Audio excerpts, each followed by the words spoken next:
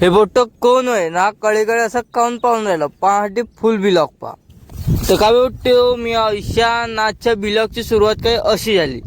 आज सगळं उठून गेलतो फिरायला गेला मला काही हे 2 पोट्टे भेटले तर मग याच्यापाशी मी काही वेळ बसलो। हे बोट कटोरा आटवून त्या कणकीला चिवडत होतं ते कायसाठी चिवडत होतं तेही मलाही नाही माहित। मग तो कणकीच्या गट्टा घेऊन उठला आणि धावला लाल्याच्या मांग। मग तो लाल्याला चारायला लागला, लाल्यानं काही खाल्लं नाही तर तो बकरीला चारायला लागला। मग ते बकरीने नाही खाल्लं। मग हा भुऱ्याला आला राग, मग भुऱ्या बकरी घेऊन घरी परत होता।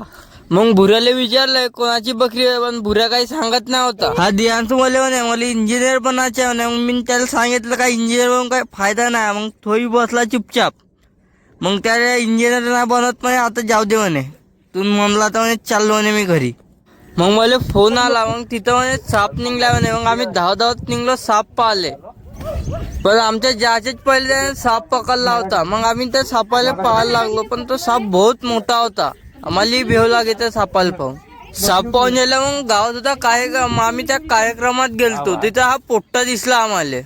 कार्यक्रमात गेला हा पोट्टा कळीकडे पाहत होता। मग माहीत चालला तो भजे खायला त्या कळीकडे पाहून राहिला। आजसाठी एवढंच, भेटूया पुढच्या ब्लॉग मध्ये।